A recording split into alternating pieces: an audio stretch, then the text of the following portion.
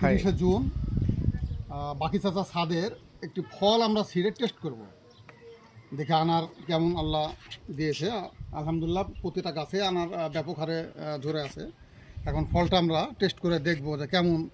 বিসমিল্লাহ।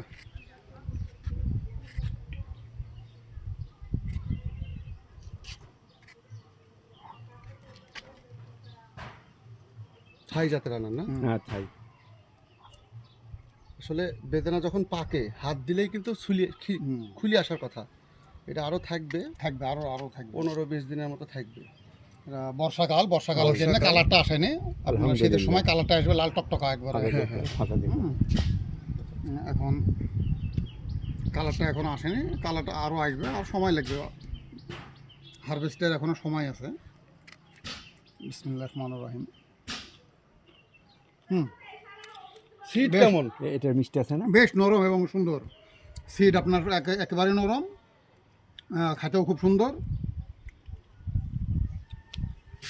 ফাটাও অবশ্যই কেন নয়।